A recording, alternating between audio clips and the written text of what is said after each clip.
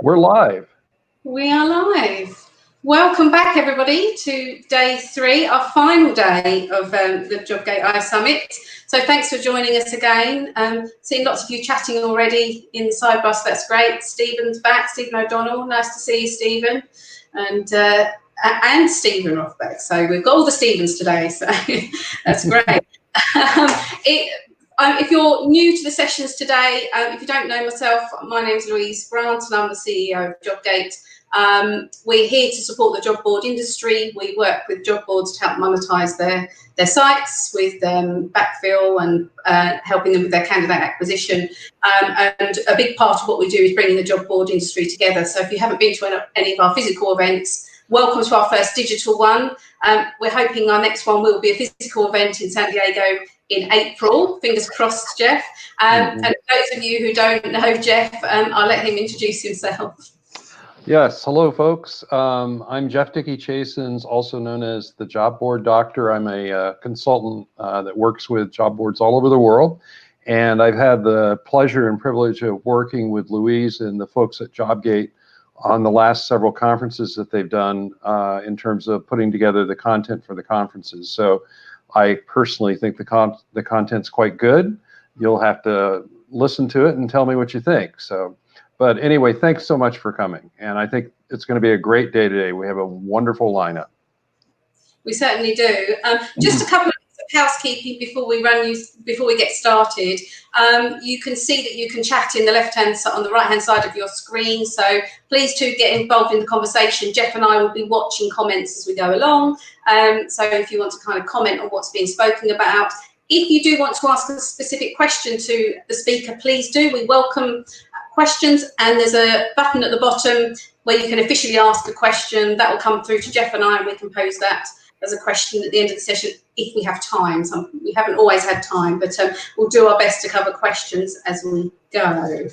All right, if we have any technical issues, hopefully not, I'm keeping everything crossed. If you get kicked out of Crowdcast, please try and go back to the link. If you can't get in, we will email you another link to reopen the system, but we're hopeful that everything stays as it should be. We're keeping everything crossed, aren't we, Jeff? So, all right.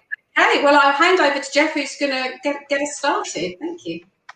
Yeah, and actually, we had a little bit of this happen on the first day. Louise made a comment about the fact that we have people from all over the world that are attending the conference, and you know, if you have the urge to reveal the country of your origin that you're watching this from, do so in the chat. It'd be kind of interesting to see where we're all coming from. Our next speaker is a ball of energy and a really, really impressive and accomplished person, Katie Mehnert. She's going to be doing a session on promoting diversity in an old school industry. She's the founder and the CEO of Petro, which is a global community and career resource that's aimed at the gender gap in the energy industry. And she also runs a careers platform called Experience Energy. She's worked previously at BP and Shell, Duke Energy, Entergy, and Enron.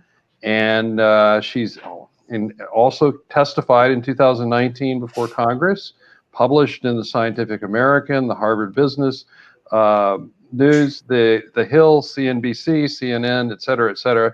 So as I said before, she's quite accomplished, and she's also a pretty funny person. So with that, Katie, I will turn it over to you. Thanks so much. Thanks for having me, Jeff, and thanks to Jobg8. Thanks to all of you.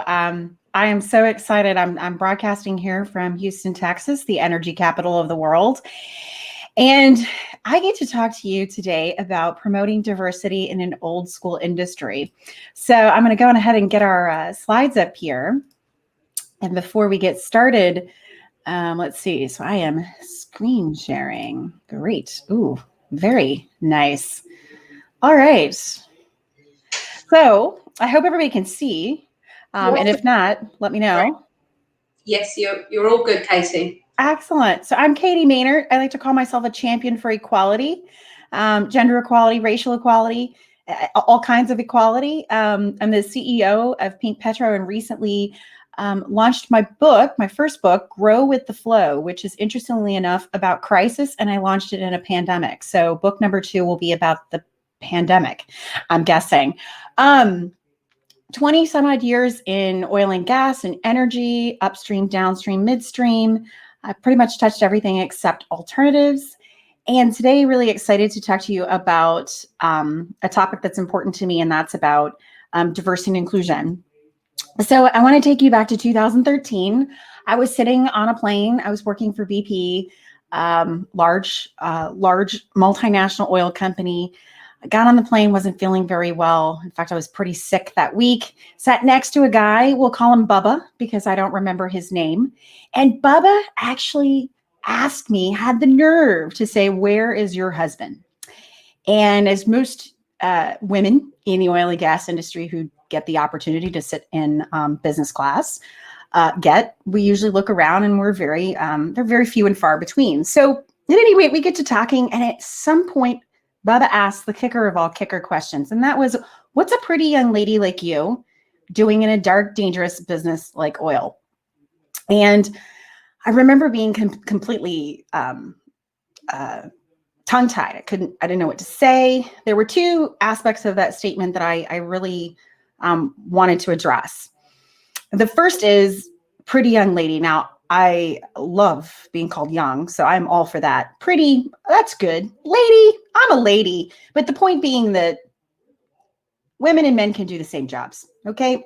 And we need to do something about equality in the workplace. And at the time I was working in safety and operational risk. That's me actually doing a speech not too long ago in my jumper, my overalls. But this narrative about dark and dangerous really got to me too, because I actually see these 2 things on a merit index. So I believe the world is going to get better if we have different perspectives at the table. Women, men, white, black, older, younger. We need everybody at the seat talking about energy and the energy transition. And while oil is a very dangerous place, it's risky, sure. Dark, not so much. We believe, that we power the world. We are a large part of the economy. In fact, I would argue that we underpin it all.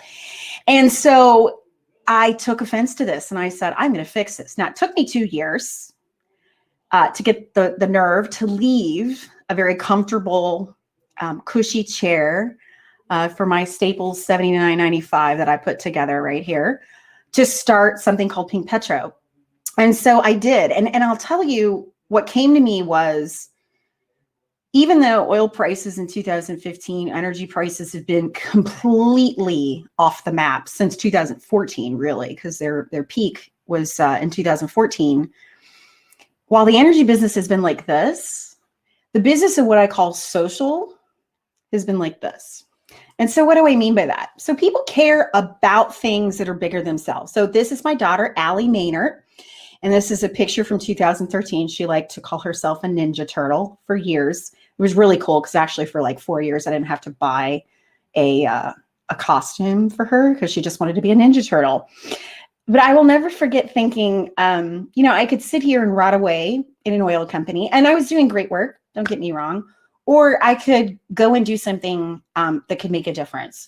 And so I said, I'm going to leave the chair. And I left for zero pay, begged my husband not to divorce me, and we are thankfully still married and been through a lot since 2015 when I launched. But this notion that people care about things bigger than themselves is important, because when I look at D&I and the space around promoting diversity, if you look at what's going on in our world right now, and even before coronavirus, we've been on a path to what I call kind of a social revolution. So don't know about you. So I'm a Gen Xer, 44.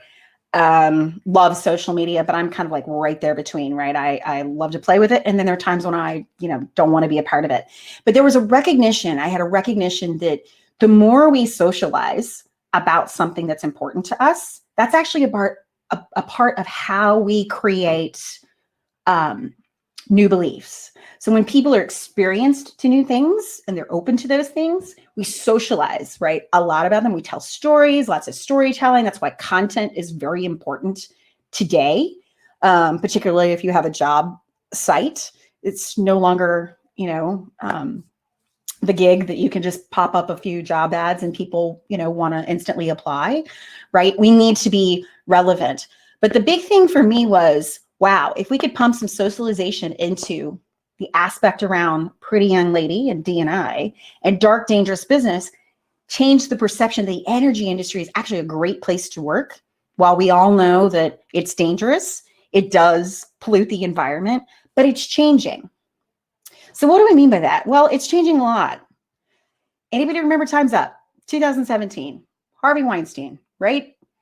Totally ripped a hole into society, not just society, but Time's Up in synagogues and places of worship, Time's Up in schools and universities. The scandals have been everywhere, and then Time's Up in the workplace, right?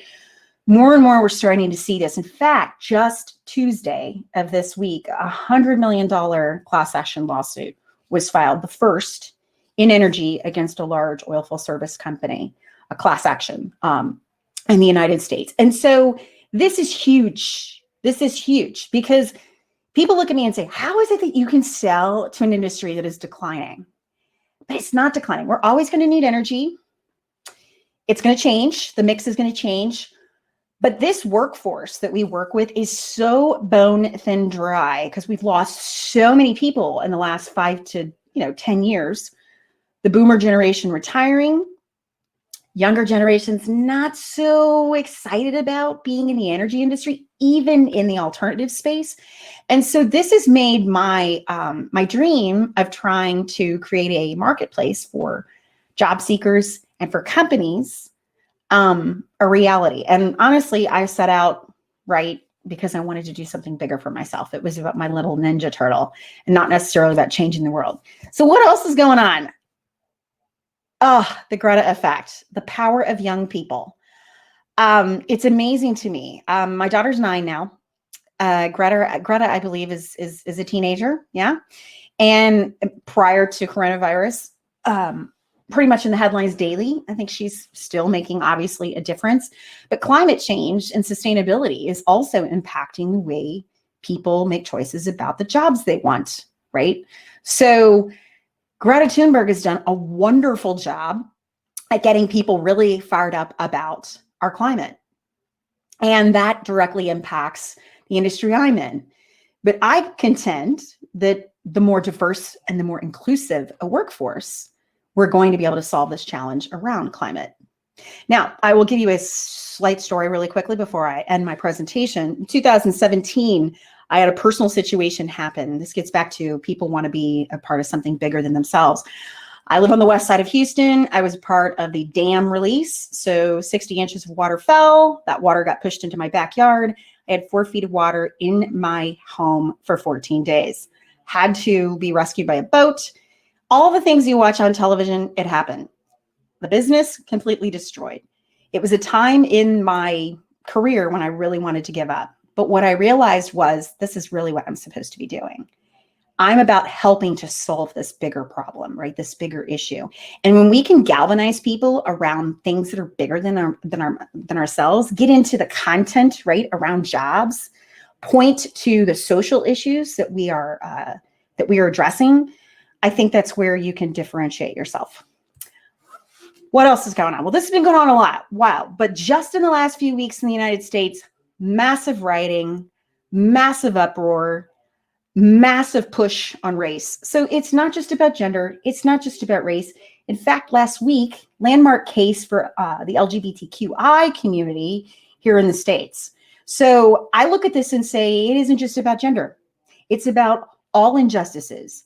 And the reason we are where we are is because of the bullhorn that social media has created, because it's created that transparency culture. So what am I doing now? In 2 weeks, 3 weeks, we are launching something called Ally. Advocate, listen, and learn, powered by Pink Petro. What we've learned is that my community wants jobs, coaching, courses, careers, content, connections, events, which we had already done prior to Corona. So I'm very comfortable in these kinds of situations. But we're bringing that all under one roof, and we're going to make it on our site and available through an app.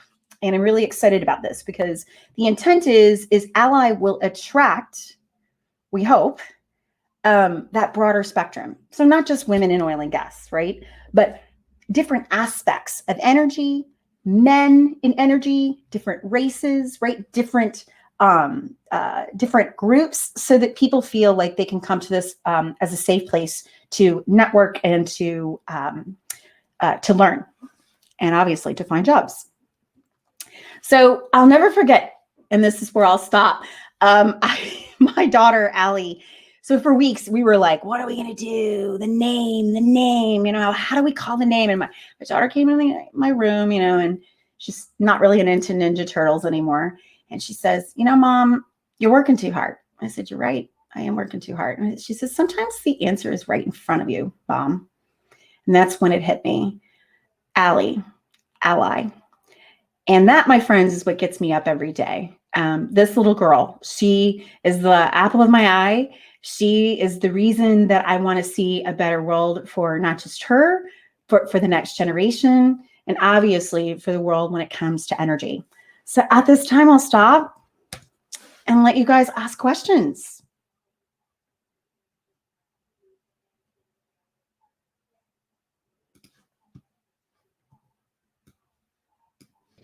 Katie, that was great. Thanks so much. And we do have a few questions here that have popped up. So I guess the first question, this popped up earlier, but maybe you can expand on it a little bit.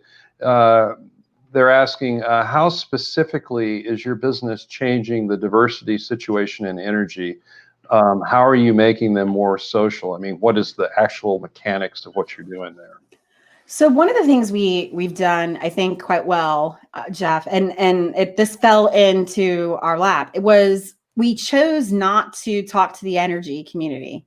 We have that community's attention. So we've leveraged mainstream media. So a lot of what we do is publish in external publications, Scientific American, CNN, Forbes. We started doing a little bit of this, and then the demand came. And the idea is to actually get people to understand that because energy is so highly political, it's very highly charged topic. It's seen as left or right. What we've tried to do is show that this is actually an opportunity and the best case for diversity and inclusion. We need all forms of energy, and we need all people at this table. We've partnered with Hollywood, which, by the way, wouldn't be the first guess of an oil executive that would care about. I mean, most people in Hollywood hate the oil industry, right? Mm-hmm. The other thing we try to do is educate that actually, the guys, and I'll say guys because there's lots of them, but the guys and gals of 40 years ago made decisions about our energy mix 40 years ago, and they have retired.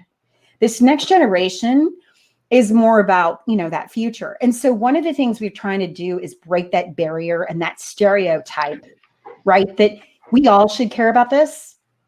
People in oil and gas care about this. We care about clean air. We care about all of those things. But because we've done a very poor job at talking about those things in the past, we never really had to, nor was social media, in the front and center. It's been a challenge. And as you can imagine, like I said, it's highly political.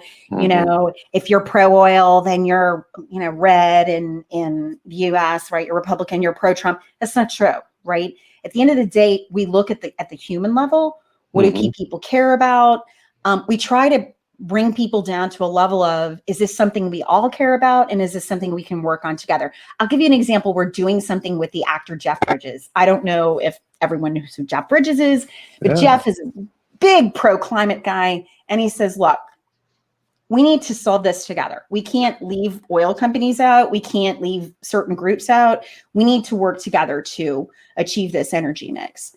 So it's been a lot of fun. I didn't realize this was going to come, all of these things kind of come together and diverged and converged, but it's been an exciting time to be one foot in the dark ages, as the gentleman said, and one foot into the future and trying to move this behemoth, because we are a carbon economy, move it forward so that we bring it down to a human level. What do we care about? We need the Greta Thunbergs of the world, is what we say. Come work for these companies, because these companies have the scale, right, and the ability to drive forward the future, but we need that talent. So it's a challenging job. I get up every day and I love it, but there are days when I want to pull my hair out, you know. Coronavirus did not help, you know, the situation, not for most people, but it definitely weakened the industry. And I'm very deeply concerned that we're losing talent, great talent that we need for the future to bring us into that renewable future. I think coronavirus only really helped Zoom, and everyone else has been hurt by it. So, yeah. And when you mentioned movies, I was trying to think, and I think the last movie that I saw that was involving energy was There Will Be Blood. And that's probably not the most uplifting film that you want to push the energy business in. So, another question I had for you is, what's the revenue model for the business? Okay, so I have to be honest with you. I started this and I had no clue because I was just passionate. I cared about it. And it took me forever to be able to articulate to anybody how I made money because I was trying to figure it out. I took this idea to a friend literally over a glass of wine. So by the way, I forgot to tell you guys, I got drunk sitting next to Bubba. And yes, he was a little bit of a bigot, but I was very kind because I'm a Southern girl and daddy taught me to be nice. But I drank a lot. So a lot of my ideas came as a result of drinking. Not that I'm promoting drinking because I'm not promoting that. Although today, right now with coronavirus, maybe. At any rate, I brought those ideas to a friend of mine at Halliburton and she said, we're in, here's 20 grand. And I went, 20 grand. Wow. For what? I haven't created anything. And so then my former employer said, well, we'll match it. So I had 40 grand and then my own money. And so we started out with reaching individuals because at that time the market was, so we amassed as many people as we could, lived on the 40,000. Okay. And then the market got worse. We did events online, cheap. Okay. But we built a model for membership and events. And then as the market recovered and the brand evolved and we started getting more companies, because look, if you have a Shell and a Halliburton, you have an operator and a premier service company, generally the supply chain follows. It's a little bit of a monkey see, monkey do, right? And I chose not to be a charity. Okay. And actually I had a man tell me, don't make this a charitable business. This is a real business. Like if you make this a charity, that is going to devalue this. This is a real problem. And you have a real solution. And of course, I'm like, I have a real solution? Okay, I'm glad that everybody thinks I have a solution. And then we added jobs. The problem we had, though, was we added Experience Energy, separate of Pink Petro, very confusing. People were like, okay, but we wanted to appeal right to a broader section of, cross-section of energy. And the challenge with that is Pink Petro, it's cute. Okay, don't get me wrong. And by the way, I can't stand pink. I tell everybody that and they laugh now. My publicist told me a long time ago, don't ever say that. I'm like, no, I have to say it. It never was me. However, I learned very quickly that people care about colors. They care about symbols, right? That's why branding is so important in content. And so that's why ally kind of represents the convergence of that, right? Hey, everybody can be an ally of energy, an ally of a certain group, right? And this is not, it's not a place for women only, right? Men are here too. I mean, they still rule the earth, last time I checked. So it's important that we brought all that together. So it's jobs, it's membership, and it's events. And we hope that the technology consolidation will help us scale. Our biggest problem right now is everybody goes to like thousands of sites, but the industry did not want jobs on the platform initially. They were not ready for that. So we went the direction they told us to do. But now with Corona, believe it or not, it's been an opportunity for me to say, okay, I have to cut my costs. And by the way, your people need jobs. We're putting this together. And everybody went, okay. So we've been busy doing a lot to address the things that we created as we grew, but the mess, as I call it, because it's been a mess. I mean, my back office is just, we're fixing it so that we can prepare for the growth, because we do expect the growth will come back. I maybe I shouldn't reveal this, but ever since I've known you, Katie, you've said the back office has been a mess. and some of us, that's just the way we run our businesses. I have a lot of empathy for that. So we have one more question. I'm gonna have to stop for the next person, but this is from Stephen Rothberg. Is the oil and gas industry facing a recruiting crisis when it comes to diversity, or is it a retention issue? In other words, are you unable to recruit the people or unable to retain them? So here's the answer. It's both. Yeah. And that's the beauty, because our platform addresses retention. So we want to give them tools, right, to do development and the like. But it's also the attraction piece. And here's what's the killer. It's got to be like this. And if we don't leverage technology, we're not going to get to scale. But some of the things we're going to do, Jeff, and I know you know a little bit more about my business than many of the folks here do, we're adding coaches and courses. So I'm going to revenue share on training and development. I'm going to revenue share on providers, but I'm going to pick these providers. They have to be niche. They can't be like everybody else out there, right? You've got to find something that makes them unique. So we'll have a set of partners we work with and we'll do some revenue sharing. But again, if you don't have the back office, and I get it, it's a mess.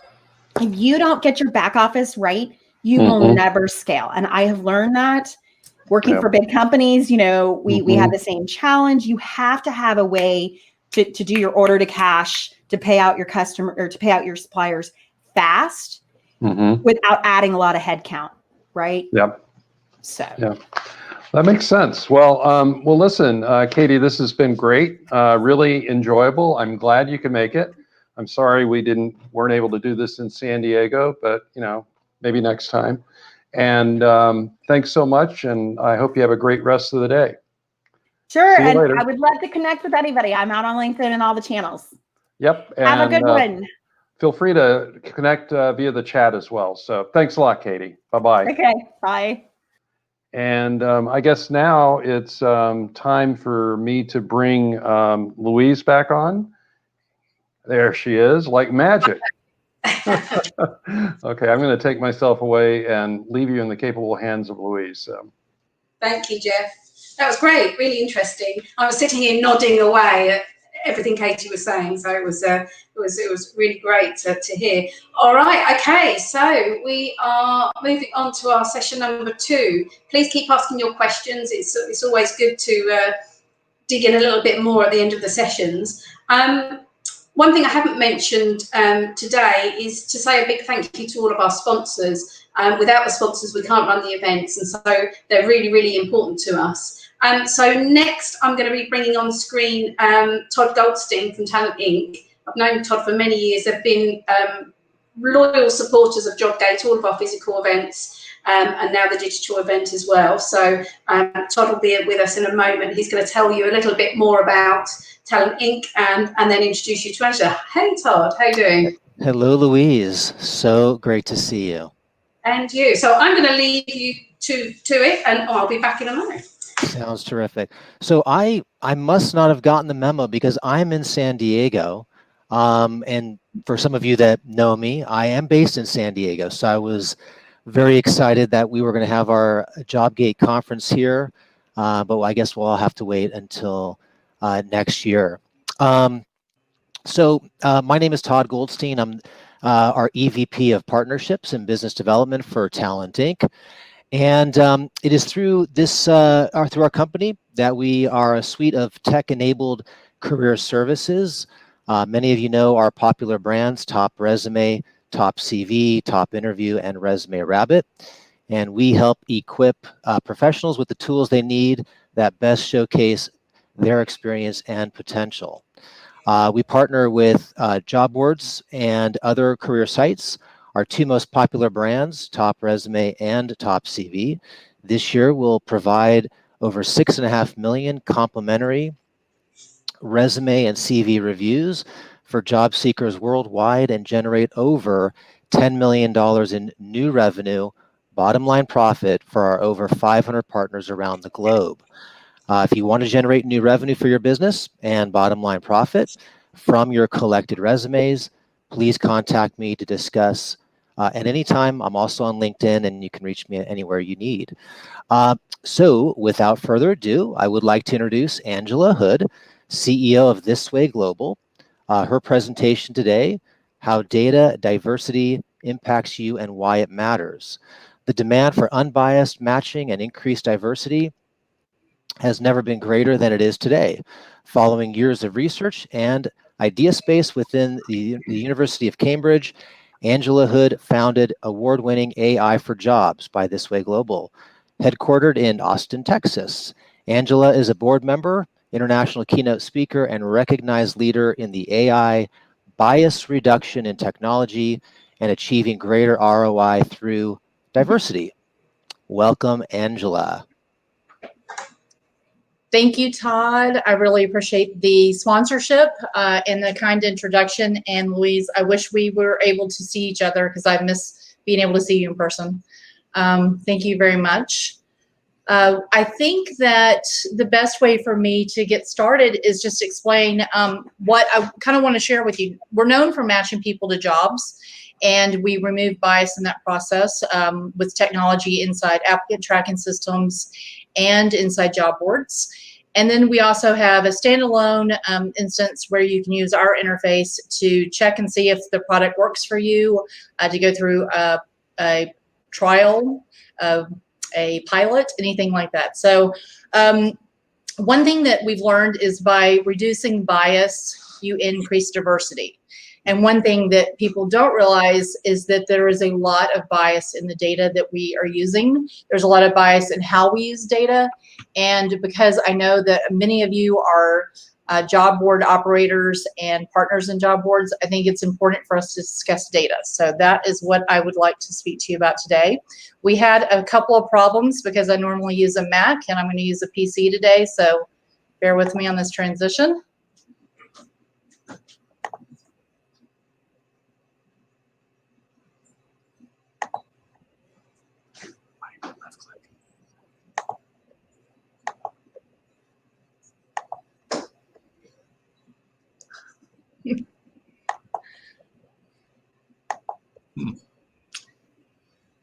Hold on one second, guys. Okay, I hope everyone can see it. No, sorry, Angela, we can't actually. Okay, hold on one second. That's not. Did you share? Yeah, sorry about this. We are having a bit of a challenge with computers and the system we are using today. Click on that. Now I should share. All right.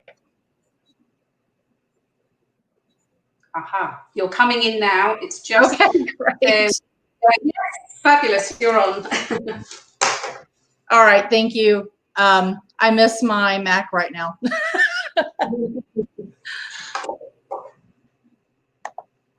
Okay, so as we probably all know, I'm hoping that this is sharing correctly for y'all. Are you seeing a full screen? Yes, it's fine, Angela. Thank you. Okay, great. As we all know, the job market is beyond chaotic right now. And one of the things that we started to do, and we've been doing this on a monthly basis for the last couple of years. And more recently, around February, when we started saying, okay, something's going a little haywire in the ecosystem, we started watching the job market on a weekly basis, and we're now moving to a daily basis because the movements are so extreme. And one of the things that we learned through all of this, and I think probably everyone on here knows this, but old models and old data are not really helping any of us right now. The market is full of surprises. Some of the information that we're being fed via media is inaccurate. And there's all kinds of different reasons we could speculate on why that might be, but it's just inaccurate. And we said, as we watched the digital transformation being accelerated, we started looking at very specific job titles, very specific companies. And this moving average that you're seeing on the screen is showing different job types that we started watching. And we started seeing that there was huge movements in some job types, and then they would fall off. And then there was others that were more stable, and a lot of them did not make sense. So we said, okay, we've got to take 2 steps back. We had our own bias about what we thought was happening in the market. And we thought, okay, our customers need to know this because we work with job boards, we work with recruiters, we work with staffing agencies, and they rely on us to give them information above just matching that we do for them. So we kind of broke it down to some very basics. Customer priorities have changed, and all of this changed from our view in Q2 of 2020. One thing that I found that has been shocking is that we have very specific and private conversations with large companies that are customers, and they tell us, this is what we're doing, this is what's going to happen, we need for you to help us with the matching for those things. So sometimes we get advanced information. And about most of our customers say that they're only going to hire back about 50% of the people that used to work for them, but they do intend to fully rehire. So it's a great opportunity for job boards. We also found out through talking to the candidates, we did a deep survey on this over the last 6 weeks, and we found that nearly 40% are saying we don't plan to go back to the people that laid us off. And there's a lot of reasons for this. Some of it is they just don't want the same commute, they don't want to get on a subway, for instance, or they have decided that they don't want to do that anymore, or they have children at home and they want remote work now. So a lot of things have changed.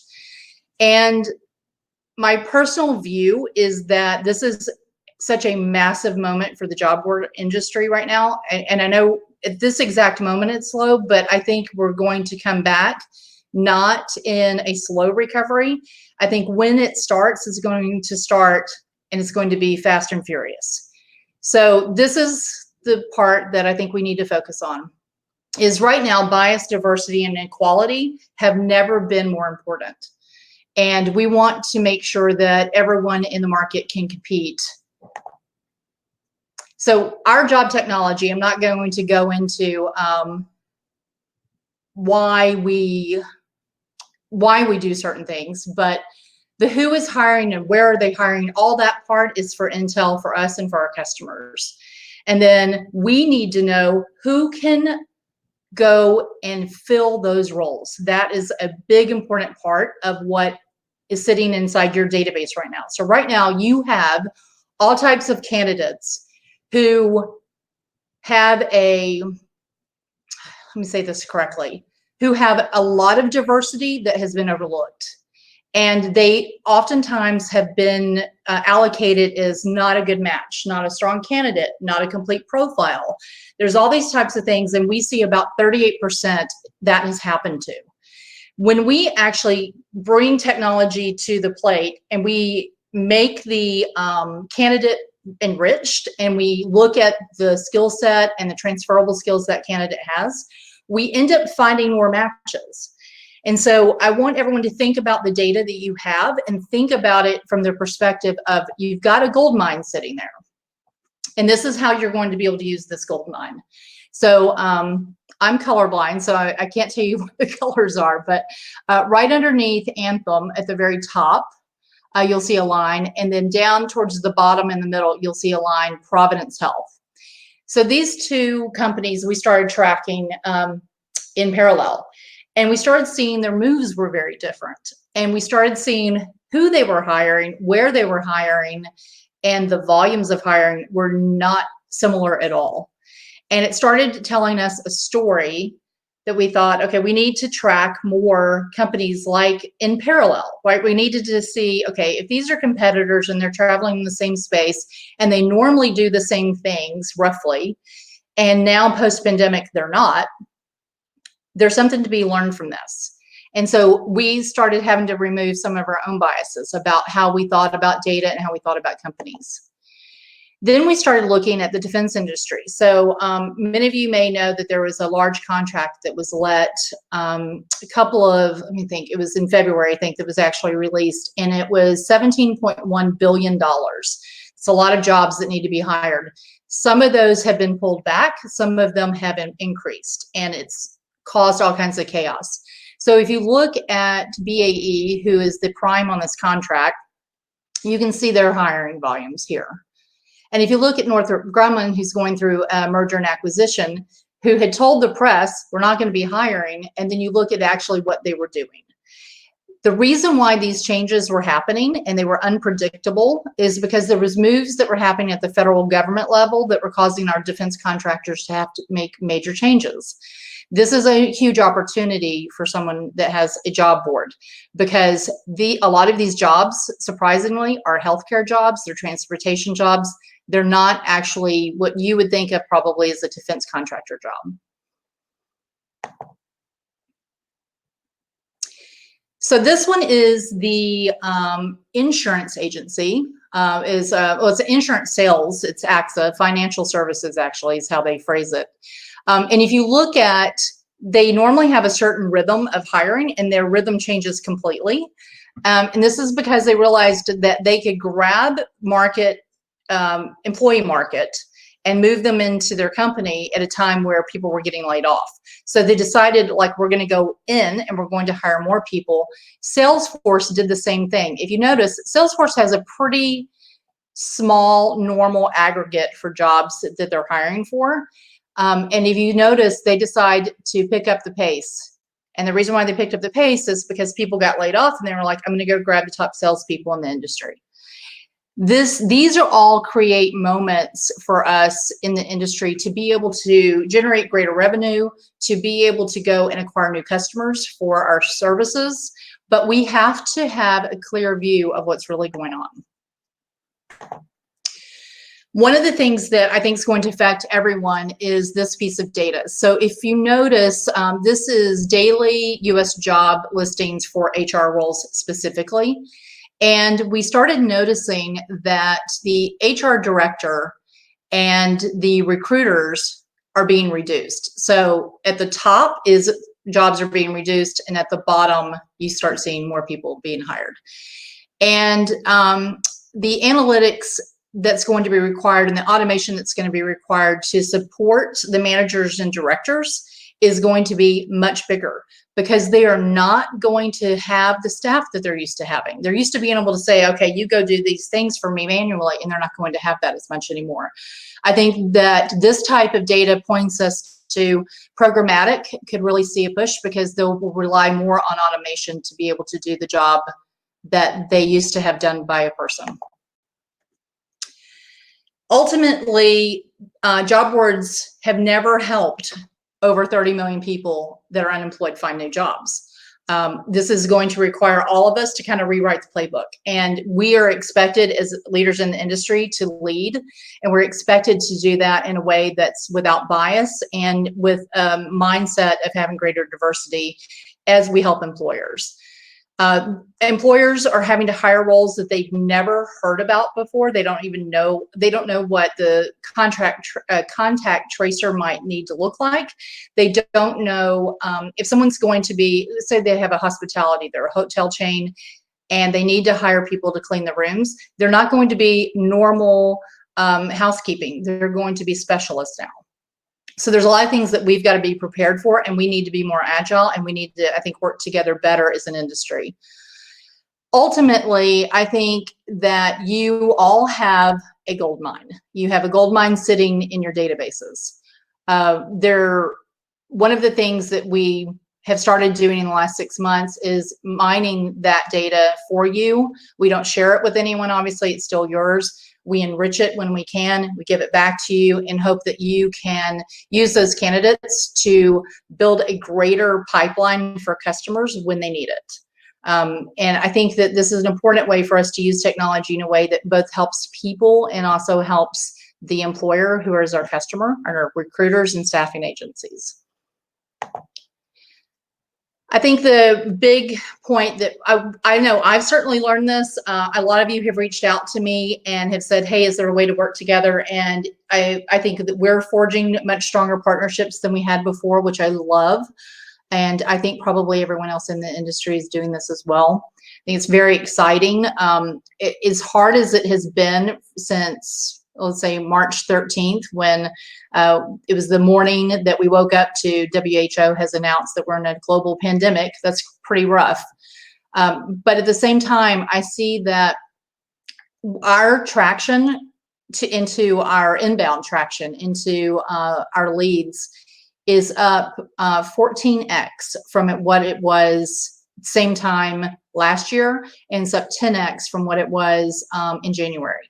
So I do believe that companies have been put on notice. They realize that we need to be unbiased in our actions. We need to be focused on diversity. The time for this is now. And I was really happy when I saw the agenda put together for this event, because obviously Jobg8 is leading the way by making sure that we're all discussing it today and finding out how we can do better moving forward. Last, I will say this is the way to reach out to me. This is my personal email. It does go directly to my very full email box, but feel free to connect with me on LinkedIn too. I do try to check my LinkedIn messages at least once a day. I think that in the midst of chaos, there is also opportunity, and that's the moment that we're at right now, and we need to plan for it. We need to work together, and if there's any way that I can help or any questions I can possibly answer. Oh, so I see Jeff's pointing on there. Yeah, so my email address is angela@thiswayglobal.com. And our website, you can go to our website, which is thiswayglobal.com, and you can go to the contact page, and that goes to my team who checks that daily too. But I would love to hear from you. I hope I can help. And if I can answer any questions, I'm happy to.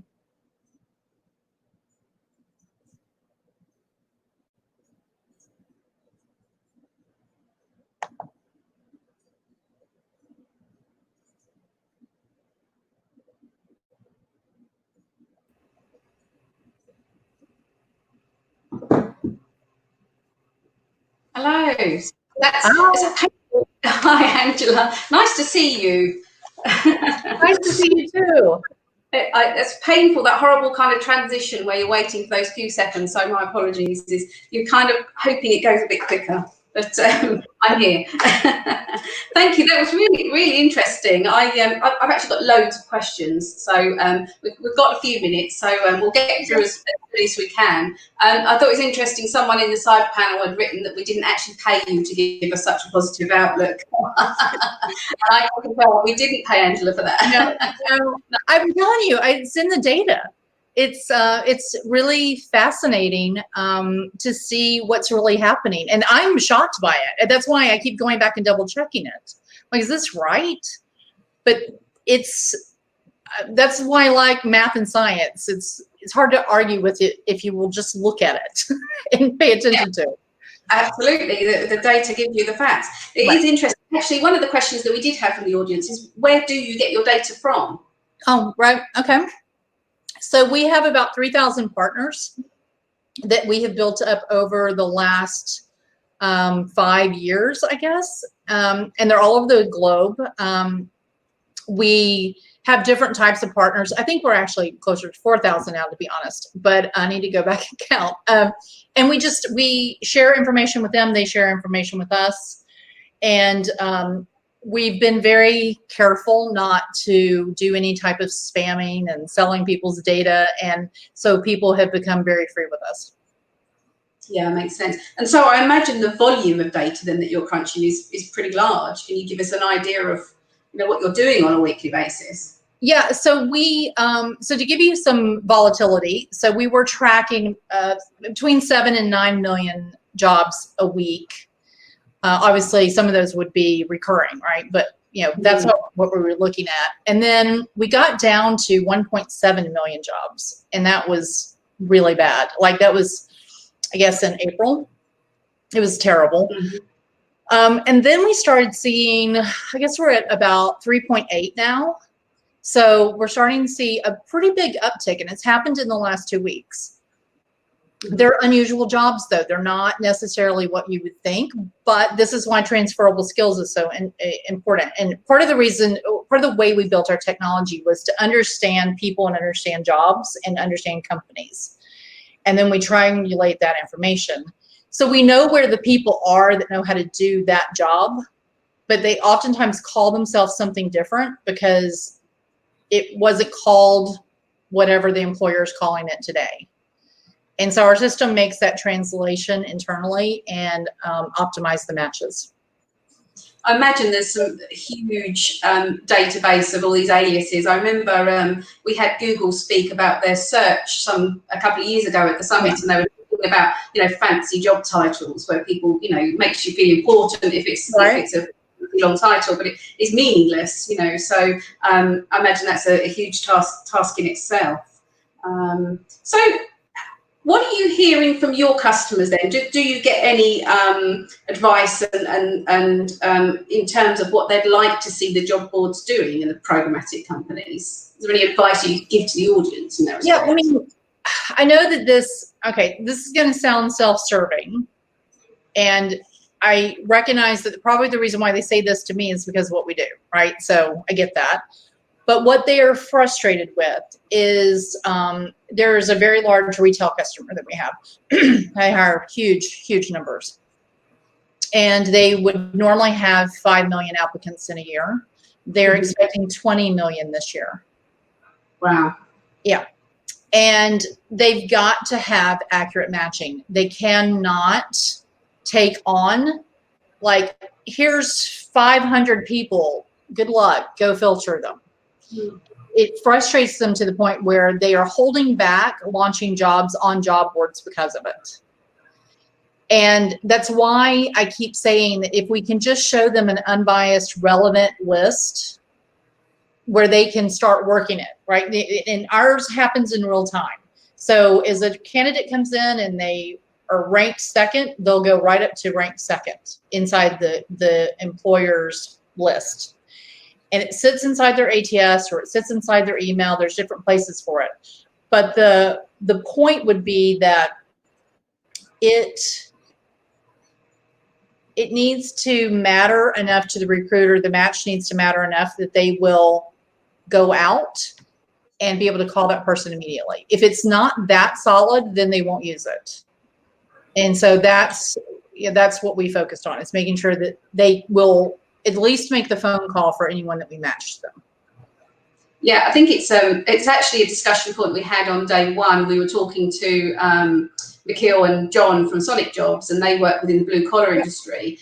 And I mean, we've seen in the past when we've gone through recessions that when the market's candidate rich, the candidates are there and they're desperate for a job, so they're just going to apply for a ridiculous number of jobs that are out there, put jobs in baskets and these kind of things. And so it is a challenge that and the job boards that will do well are those that can concentrate on the quality of what they deliver. And you're right, not inundating people with huge levels of response. And I think the market has gone through these different times where when we're in a candidate short market, things look very, very different, and and perhaps the quality is there because there's less people around to apply for roles, and so it is something we have to all think about. And so I guess what you're saying then is what you're doing, that's actually reducing the number of people that are actually being put forward for jobs. Your unbiased approach is actually filtering out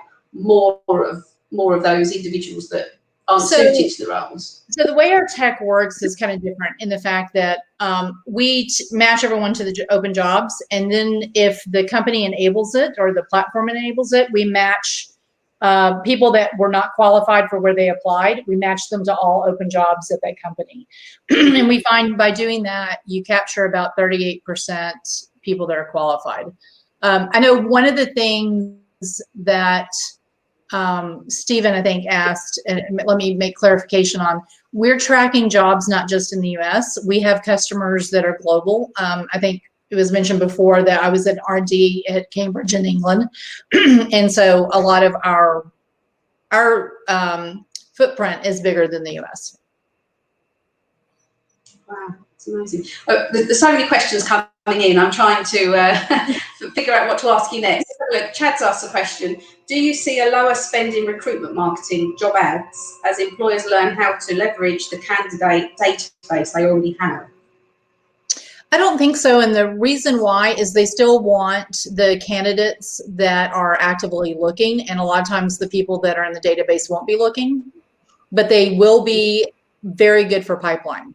And so what we see is what they ask us for is we want everyone that's currently coming in, that's their priority. And then if they can't find someone that's out applying live right at that moment that's qualified, then they start looking in what we term backfill. It's just an internal term that we have. So you would think they would look at that first. If you've already got a huge database of people, would you not work your own database first to save your spend? I just kind of see Chad's point. It sort of I know, makes sense. but I'm just telling you what they do. They always look at the ones that apply live, and then they go through that. They try to get 10. Obviously, it changes maybe for the job type, but on average, they want 10. They rarely get 10 that are qualified. The qualified applicant rate right now sometimes is less than 1%. And then they go and look back historically.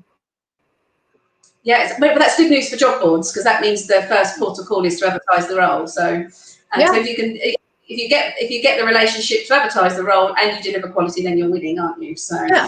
Well, and my thing is, the way we work is we work primarily through other people that are in the industry, and so what happens is a job board can say to their customers, say, "Hey, we can, look at your previous data and make, generate some gold out of that." Job board gets paid for that too. So it's not taking money away from job boards. It's just diversifying the revenue. Yeah, that makes sense. Okay, how are we doing for time? I've got one more question. Let's have a quick look. What have we got here? To what degree do you think the actual job adverts generate some of this bias, and is there a way you can apply what you do to optimize the adverts rather than candidate details? Yeah, it absolutely creates bias so much. So when we onboard companies, we have a talk with them about this specifically, and we try to give them tips. We have webinars that are recorded that they can go through. We are building technology to help with this automated, where people don't have to manually do it. I know there's companies that you can go on and it gives you hints about what to do. We've learned that it doesn't really help because it adds more time to a job that's already pretty heavy loaded right now. But there is so much bias in job descriptions. I don't have time to go into like this, but I'd love to share it but basically we ran A/B testing on job descriptions. And we did this without logos and with logos and all kinds of things. This was part of our R&D. We did this for about a year. And it is absolutely fascinating what happens when you study the way a job description gets launched and where it gets launched, when it gets launched, and then who comes in. It's not uniform. I think this is a conversation we could continue for a long time, but unfortunately we are out of time. Lots of questions in the sidebar that I'm sorry if I've ignored you, anybody. Angela obviously can respond past this session, so I'm sure she'll have a look at the comments. But thank you so much for your time, Angela. It was fantastic, really fascinating. Thank you. I appreciate it. All right, thank you. Okay, right, thank you very much. Jeff's coming back in. Yes, I did. Lots of questions, and we'll pose some more to Angela post-event, because I think there's lots more that I'm sure she can answer. But I shall hand over to you for the next session. Yeah, I think maybe Stephen Rothberg needs his own chat column separate from everyone else. But anyway, no, he's making some very perceptive comments in there and stirring things up. I want to introduce our next sponsor, who is sponsoring the session with Chad Sowash and Renee Lewandowski and Colin Lestrange and Andy Hibble. It's all going to be all about investments. And this is Brianna Wick, and she's with Hiring Ops. And Brianna, take it away. Thanks, Jeff. Again, my name is Brianna Wick. I'm the marketing manager at Hiring Ops. We are one of the new kids on the block when it comes to SaaS models, job board platforms. We are just getting started. We've been launched as a platform, as a SaaS model, for a couple of years. So we are building up some new clientele under our belts. But as a company, we have been in the industry for quite a while. Some of you know our CEO and president that has been around for a while, since like 2001. And so, some of the things that we're really excited about our platform that goes, a little bit above and beyond some of the ones that are out there right now is we do have pretty robust, job candidate matching platform, text alerts, which is, has seen a huge growth growth and increase for most of our clients out there as candidates, always have a phone in their hand and want to get job alerts directly to their mobile device. We are also one of the first job board platforms out there integrated with a video interview platform, which we're really excited about. Platform is called Interview Ops. And so that's definitely an awesome opportunity, especially given, obviously the dynamic of the world right now, for job board owners as they're launching to upsell that opportunity to their employers, whether they're, adding it to a recurring plan or using it as an upsell opportunity so they can do live interviews and, video applications and stuff. But if you have any questions, feel free to reach me. And then I'm going to hand it off to the panel host, Chad, of the Chad and Cheese podcast to lead investing in job boards and recruitment marketing panel.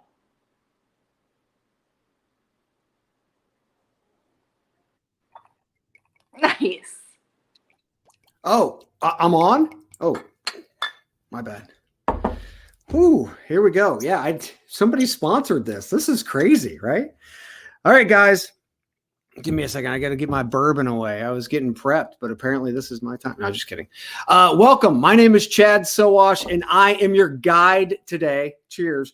During today's discussion with Renee Lewandowski, Andrew Hibber, Colin Lestrange, to talk about investing in job board and recruitment marketing. This is a hot topic. There are millions of dollars being invested and or mergers and acquisitions happening every single week. And I know you'd all like a taste. In Q1, before this whole COVID thing hit, there was close to $900 million in this segment. And that's obviously not going to go away. A little about me first. I started in the industry, and oh, by the way, that was HR Wins. Let me give you the source. I started in this industry before Monster was known as Monster.com. I was on the OCC side, the Online Career Center, before TMP did the job board melding incident where Online Career Center and the Monster board created Monster.com.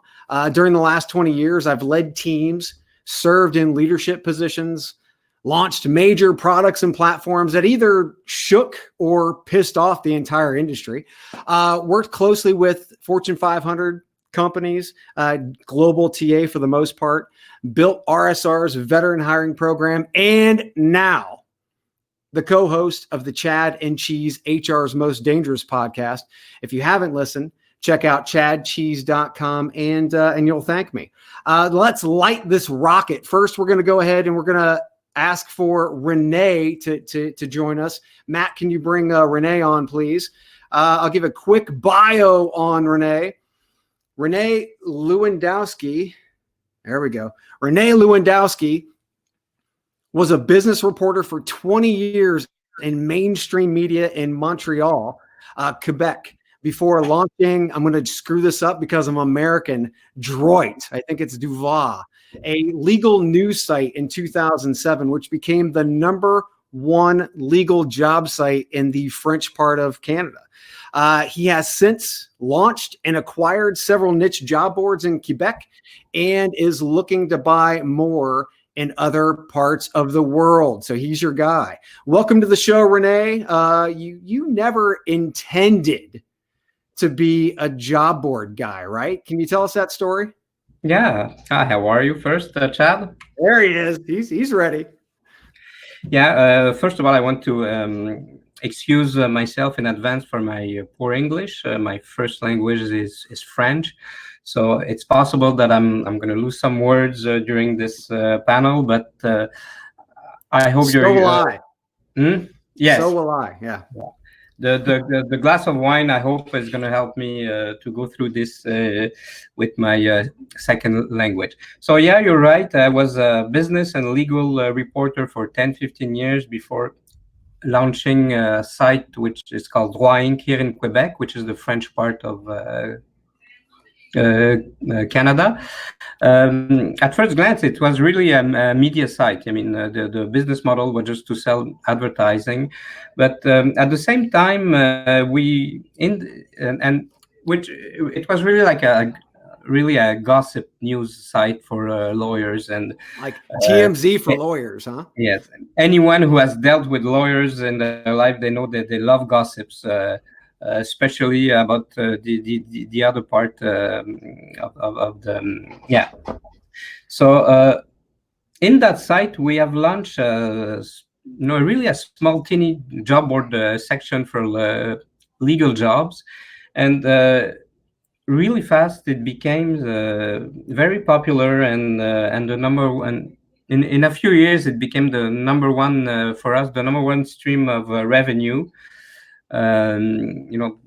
Since there was a lot of traffic on the site, and law firms and companies were really advertising a lot of job posting in the legal world here in Quebec. Yeah. And after a few years, I had the idea to replicate this model in other niche, in other sectors. Yeah. So we've launched a few other sites. One in the admin job here, still in Quebec, and another one for engineers. And so why instead of building, because you built your first one, right? It was kind of almost like on accident. You built this great content site, and then the next thing you know, there's a revenue stream that's actually outdoing everything else. Why not build instead of acquire? Well, that's what we did in the beginning. We built the second site that we built is called Secretaire Inc., which is an admin job board with content for secretaries and here in Quebec. That it takes times and years to build a good job board, and I said to myself, maybe I should start looking to buy job boards. So that's what we did in 2015. I started looking for a job board in other niche, maybe that could be acquired first here in Quebec. Mm-hmm. And at the same time, when I was doing my my market research, I realized that there was literally tens of thousands of job boards, small job boards around the world that were potentially good targets for us. And when I was doing my research, I realized also that it was probably of the last industry that wasn't consolidated. You saw this globally, or did you just see this in Canada? No, I saw this globally, because in Canada, especially in Quebec here, there isn't a lot of targets. I mean, maybe there is maybe 50, 100 job board, but not all of them are of good quality. Right. So, but my first goal was to first do a first acquisition here in Quebec.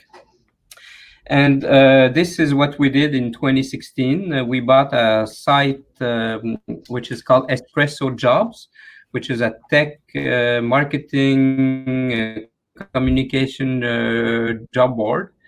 And this was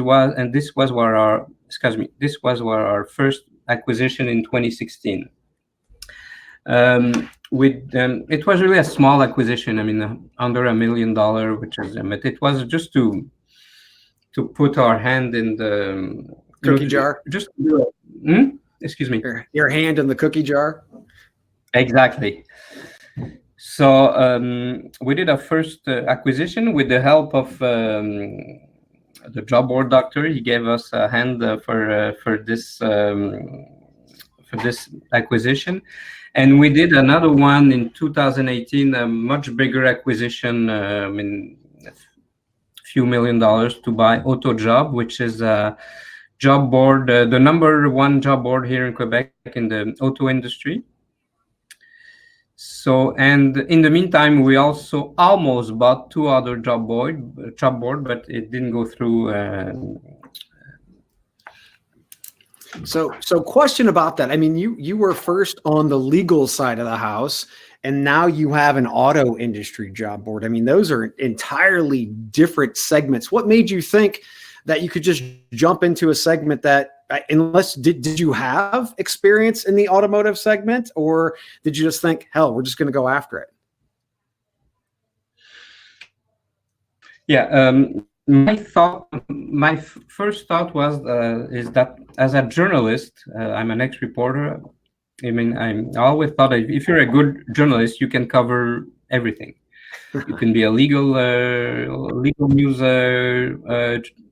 journalist, but if you have the basis, you can be an auto industry journalist too. So for me, it wasn't a big issue.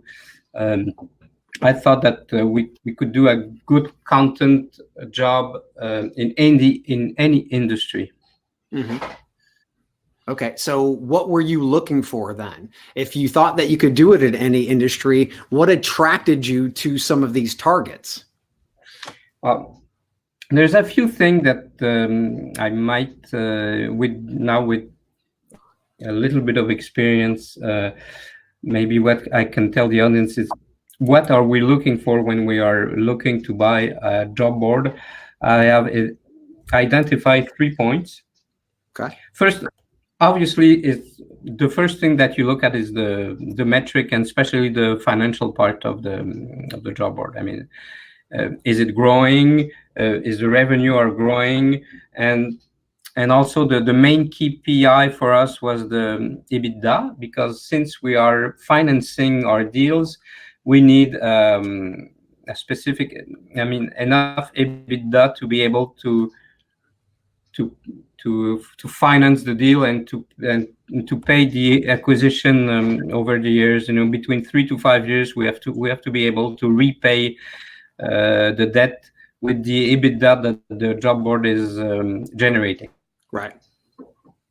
Second thing that we're looking in a job board is the untapped potential.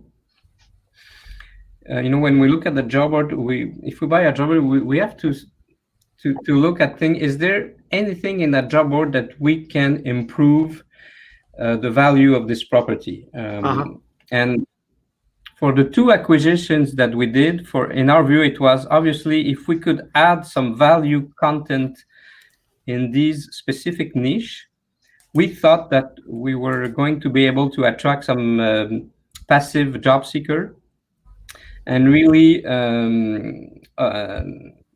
upgrade I'm sorry, help me for this. Okay.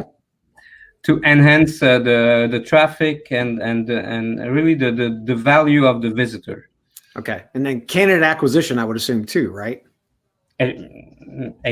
Exactly. I mean, we thought that these job boards, they were exclusively job boards, but what we do at Jobg8 in the legal side, it was to create content that attract not only job seekers that are looking for a job, but also readers that are interested in that niche.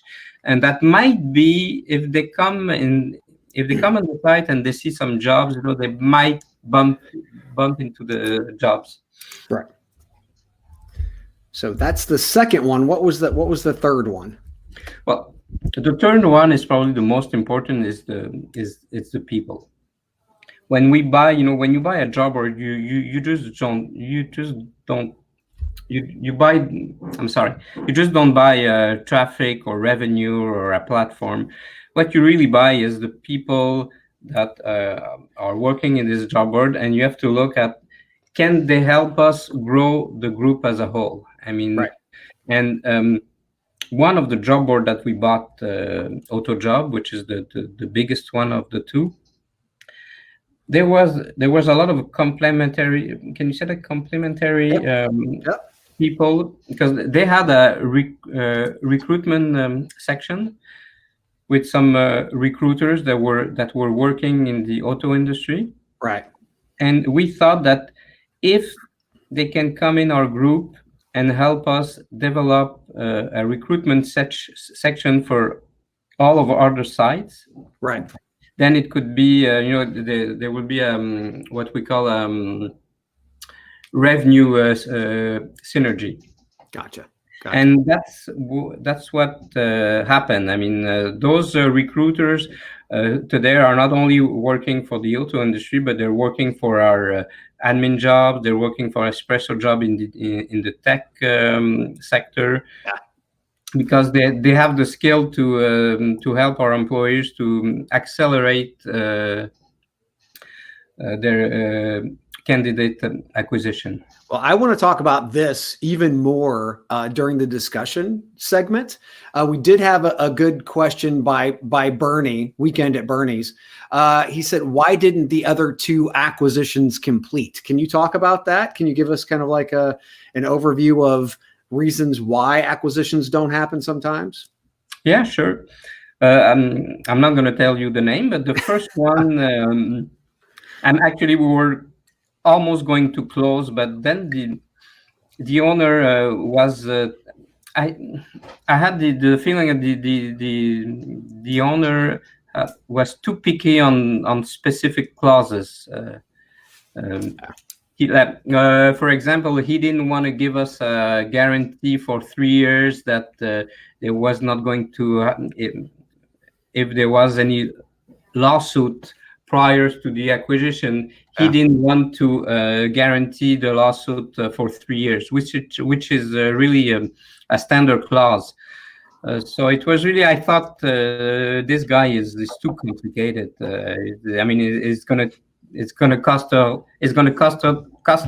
$100,000 just in legal fees to go through this. So I said, heck with it. Yeah.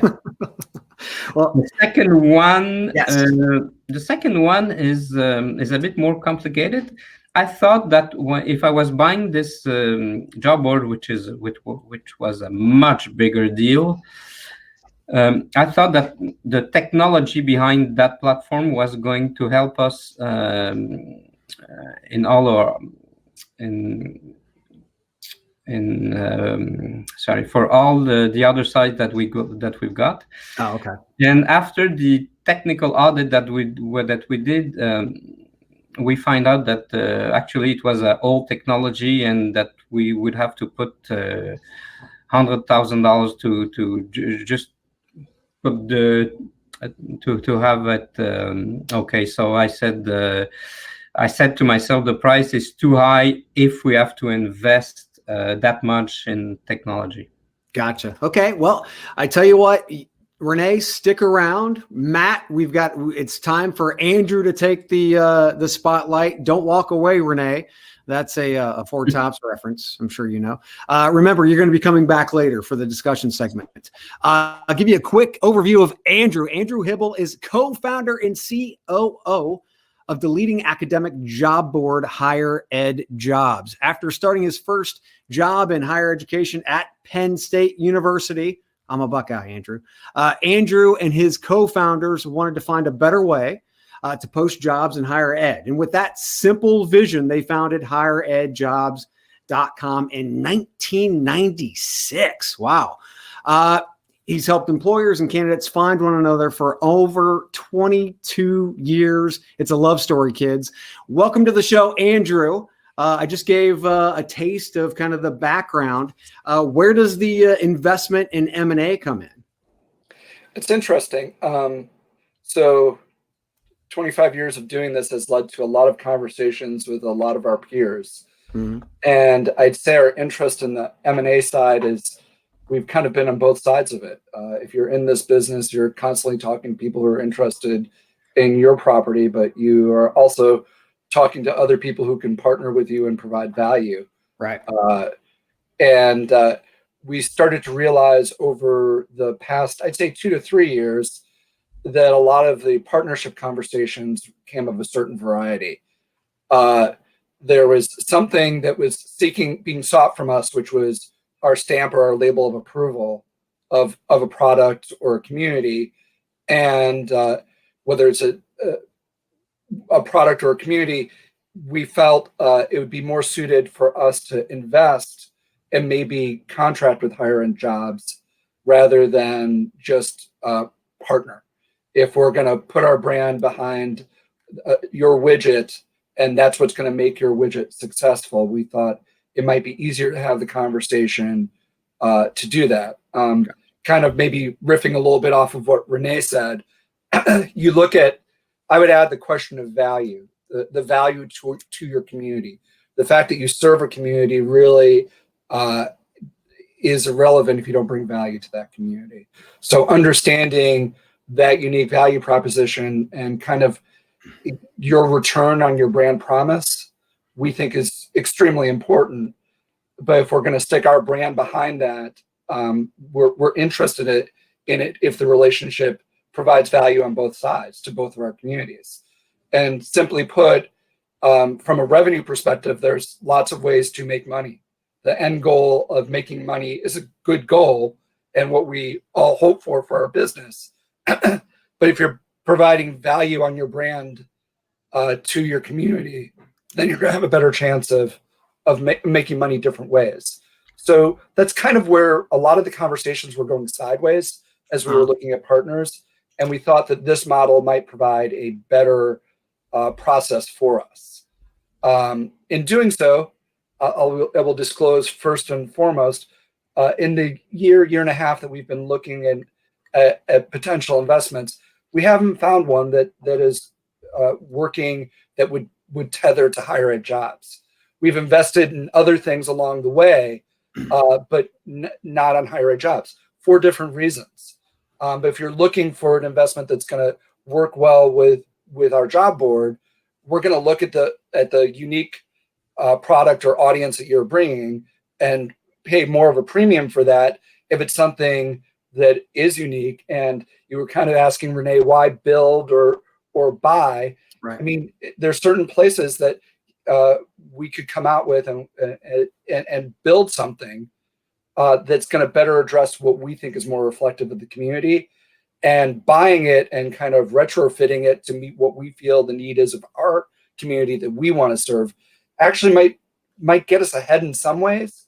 But as a job board, we know how to build a community. We know how to hold ourselves accountable to the people that are our stakeholders. So we kind of found it more valuable going in that direction to kind of start looking at conversations that way. Gotcha. So one of the things, I mean, back in the Monster days, we wanted to talk about community. And that was way back when job boards were just job boards. But communities today you see more like groups, the different types of platforms like Facebook and whatnot. So you have interaction between those individuals. Are we using community in an entirely different way than the rest of the different markets are? And are we using it in the right way? Are we just trying to smoke and mirror some of this stuff? Because there might be interaction, but in some cases there's just not. It's just a database, and it's just stagnant data, or just data that's hanging there. I think that actually I'm going to go off the board and choose an answer not listed, and that would be, I actually think that communities haven't changed for generations. Think about the pandemic and the communities that you were connected to prior to that.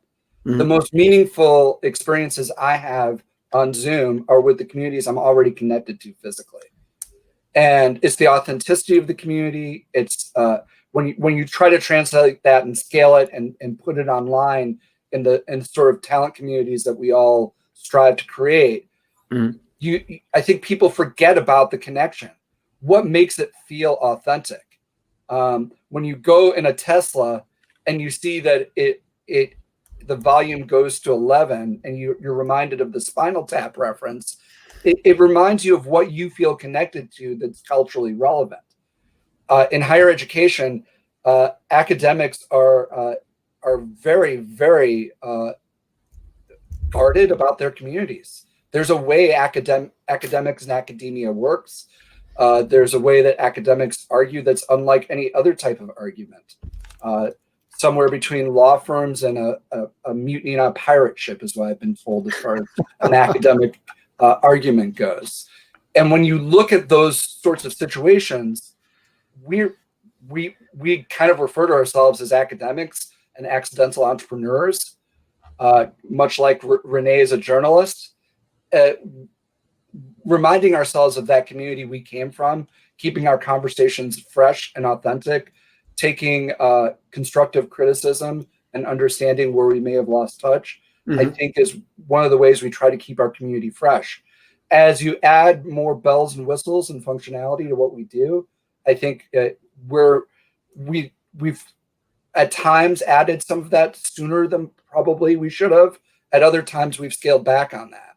But it's all about, once again, coming back to that value proposition, trying to return value on that. So on that value proposition, when you're looking at different job boards or recruitment marketing types of sites or what have you, what makes a job board, what makes the actual engagement feel authentic? Because I think that's 100% correct. It has to feel genuine and it's not robotic. What kind of platforms or engagement strategies do you look for? So I actually, a real interest of ours has been looking, I believe you're a military veteran. Am I correct on that? Looking at military veterans, I think are a very important part of a talent community, and they're actually a very important part of a campus community. And if you come to a site that's trying to recruit military veterans, and there's a picture of a woman wearing a hat, and there's a ponytail hanging down behind that hat, and the ears are covered with the hat. Those are all tips to military veterans that's some model posing. That's not wearing a faux military uniform. That's not the case as far as authenticity. Immediately, some people are going to dismiss you. You have to pay attention to those details. Images matter. Colors matter. Those are the ways that you build authenticity and trust.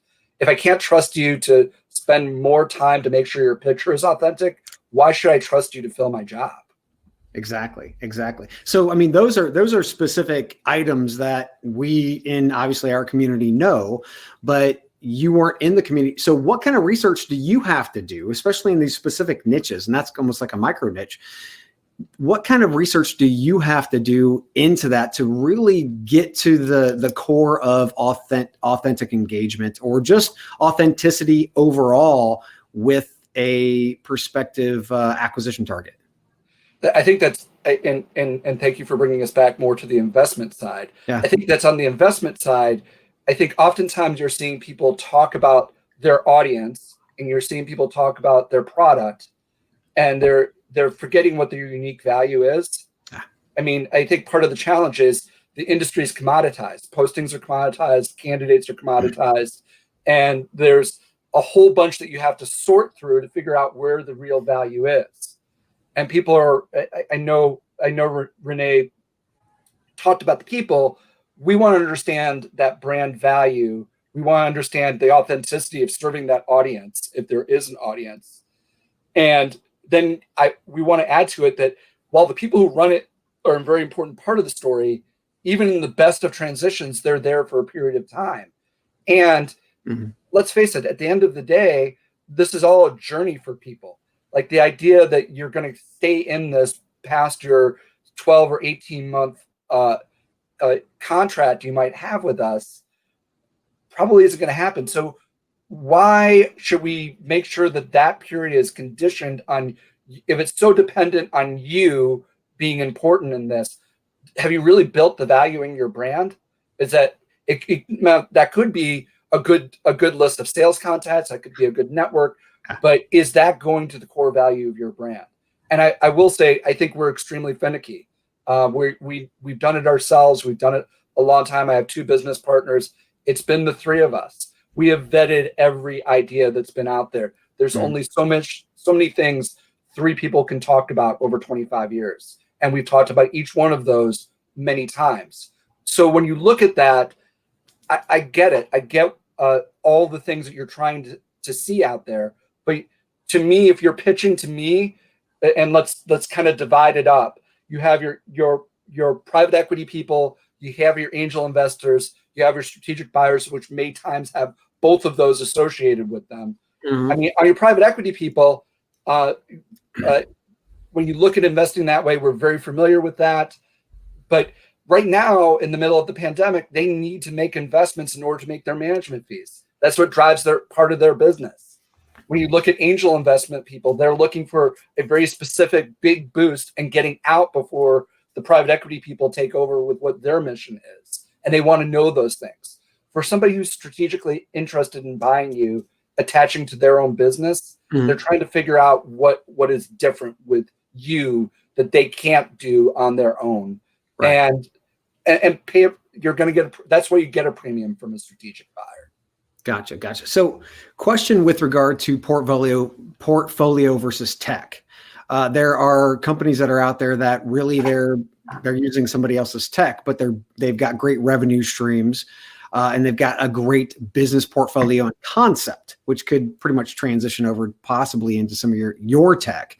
Do you look at portfolio more, or is it more tech? Are you looking to acquire tech, or are you looking at more of revenue streams, portfolios, contacts, and the people who built the business? I think if we're looking primarily, we're looking more at portfolio than we are looking at tech. Tech is something that can really be purchased, and in many instances can be purchased for better than what we can build on our own and at a lesser cost. If there's something proprietary from a tech standpoint that's different, and I think this is why we wanted to separate from higher ed jobs, that maybe higher ed jobs can use that tech, but we'd be interested in that.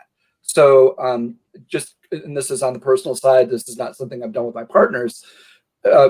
My wife and I are investors in an augmented reality business that's looking to serve the healthcare business. And it's really, really cool. Definitely having some challenges during COVID, just because of it's a fairly early startup.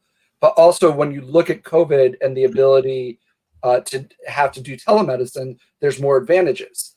When you start looking at that tech, and let's say that's recruiting tech, that would be not only interested to me if I was just one medical company and I'd want to have a deal with it, but it's going to be more broadly interesting. So if we're seeing tech that's out there, it might be something we're interested in investing in, but we also realize it's going to scale outside of us. And I think we'd be interested in using higher ed jobs as a way to help show a positive beta test with that tech and be able to do it. Right. So you're really looking for an alignment of sorts with higher ed. Yes, I'd also actually values wise, very much so.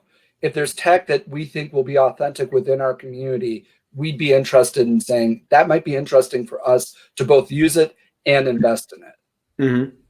What resources do you use to kind of stay abreast of the market and see what's going on? Because startups out there are all over the place, concepts, ideas everywhere. It's crazy. What do you guys use to just resource wise?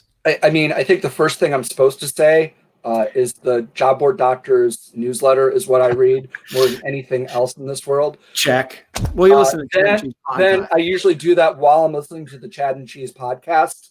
So I think both of which we do. We are listeners. We are readers. I think it's about networking. I think people who know us and work with us will connect us with people. I'd like to tell you, and this has not been one of our stellar years for this, even prior to the run-up of COVID, we've attended a lot of events and met a lot of people. And that's probably the best way. And maybe that's the kind of a little bit, once again, riffing off of Renee, that's where the people do matter. The people are able to tell their stories of where that is, and being able to sit down face to face with somebody, if you're going to invest in them, is a great way to kind of have a good sense of it. I think it would be, particularly right now, very difficult to invest in a business where all I've done is Zoom with somebody. Yeah, I agree. Well, excellent. All right, Matt, we're going to go ahead and Andrew, we want you to stay ready. We're going to pull you back into the discussion as we start to pull more people in, but it's time for Colin to get the spotlight. Andrew, we'll see you later in the discussion segments. Thanks so much. Colin Lestrange. Colin Lestrange is is a director at BTIG's software investment banking team in New York. Prior to BTIG, he was a vice president within technology and investment banking at Atlantra. Previously, Colin co-founded Hire Owl, an HR technology company. Is Colin there? Where's Colin at? I don't see Colin. This is where Colin's supposed to pop up. Louise, you want to pop on here? I haven't seen you in forever. Hey, Chad, this is Matt. Colin, he's accepted. I think he's maybe just working through a connection. It should be live any second now. Oh, great. Those investment bankers always have the worst connections ever. Once again, shameless plug. Woodford Reserve. You thought I was going to say chadcheese.com, didn't you? All right. Also, so over here, Stephen, I can't believe I don't have something to actually riff off with you over here. You talking about communities earlier, I think it's interesting that from the standpoint of a job board, I agree with Andrew, especially with his definition of understanding more of the military side. You have to understand what engagement means to a community. They might not be able to do the Facebook kind of like connections in between, but the experience overall means so much. And in another example, during my time as chief experience officer at Recruit Military, we focused on not making it easier for individuals to register. Rather, we asked specific questions that were military specific questions, and that drew people in more. So we asked more questions, and we actually had better conversion than when we were just asking 2 questions, name and email address. So once again, it was something that mattered to them. Hi, look, it's Louise. I'm going to go away again because it looks like right. I'll leave you to it. My apologies, Chad, for the delayed start. No worries. Are you in a Starbucks somewhere? That's a pretty swanky place. Yeah, I'm actually traveling amidst the COVID calamity, but doing it safely. Well, I hope after you're done. Yep, I can hear you. Hopefully, after we're complete, you can throw a mask on, my friend. I'm a big fan of that. I have one in my pocket. Excellent. So tell me, I've already given kind of like the quick overview of who you are, but tell me the Hire Owl story. I'd love to. So, as you noted, I'm presently part of the software investment banking group at BTIG, and prior to my career as a banker, I started my professional career as an equity research analyst covering companies like Monster, Manpower, business services companies in the public markets. After doing that for several years, I left that world and started an HR tech company called Hire Owl. Hire Owl, in a nutshell, is a freelancer management system. Through Hire Owl, I had the opportunity to meet a number of the people that are part of this organization and other organizations in the job board ecosystem, the talent acquisition markets. What we developed was a marketplace for US-based freelancers. And then atop that, there were a set of tools around how to manage that relationship. Built it for a couple of years, and as a bootstrapped first-time entrepreneur, we ultimately ended up selling the company. And then I returned to the capital markets as a banker to focus on working with HR tech businesses. Gotcha. So in today's market, what are you really focusing in on, and what makes a good target for investment, or even thinking about M&A possibilities? It's a good question. A lot has changed, as everybody that is participating today in the last couple of days is well aware. You go back to 1996, the IPO of Monster, and you look at how the world has shifted from let's take classified job listings digital, let's leverage the internet's distribution capabilities, to talent acquisition as a proper category that really is trying to be more software centric, less pay to post, less of what it was, which is natural evolution. And I think a lot of that is driven by demands of the enterprise, driven by the understanding that you want to have a large percentage or the largest percentage you can of the enterprise wallet versus relying upon transaction-based revenue. So what do we see today? I think we think about job boards and recruitment marketing as part of the talent acquisition layer of the HR tech stack. As you noted, and as George and his team at HR Wins does an excellent job of, the amount of capital that has gone into job boards, marketplaces, recruitment marketing over the last couple of years is nothing short of surprisingly high at this point. I mean, there's a lot of money that's gone in, and it's gone into different applications. And I think that the thing that we think about is there's convergence constantly happening in technology. You know, where is it happening for job boards? Where is it happening for recruitment marketing firms? Is it at the ATS level? Is it the job board aggregator? You know, where are you creating the most value for your customers and in turn your owners and your shareholders? So it's still a world where you could say, okay, I think things have shifted towards talent management suites and ATSs, but at the same time, you have a lot of value inside of businesses that are more job board-esque, more job aggregators in their structure. And then also you have a very healthy community of niche job board providers that know things from an industry perspective that others don't. Gotcha. So let's dig in a little bit deeper on kind of like the transactional side in SMBs. ZipRecruiter was riding very high, and then not so much when COVID hit because of, again, hitting the SMB market. What are your thoughts with regard to sustainability and scalability going enterprise for an organization that today is really focused on the SMB market? Yeah, that's a great question, Chad.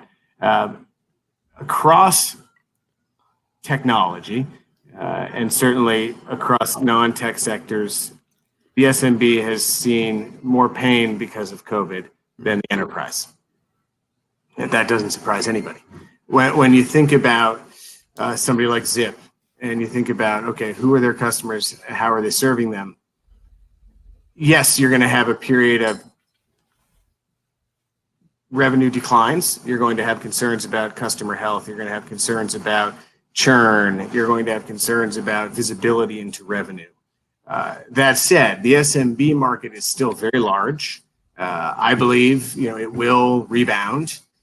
There will be hiring done.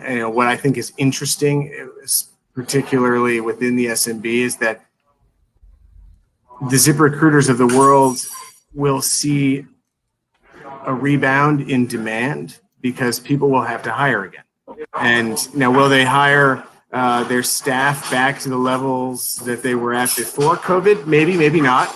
But from the perspective of a provider like Zip, it doesn't matter because there will be postings, there will be activity, there will be recruitment efforts to bring the business back to some percentage, between 50 and 100% of where it was before. SMBs have the characteristic of risk because of uncertainty of customer health, but they also have massive growth potential versus the enterprise, right? And I think you've got cross-sell and upsell and pricing opportunities in the SMB that you probably don't have with the enterprise. Mm-hmm.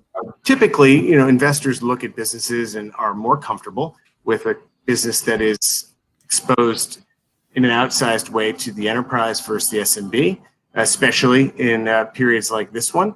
But at the end of the day, it still represents a very large total available market. Gotcha.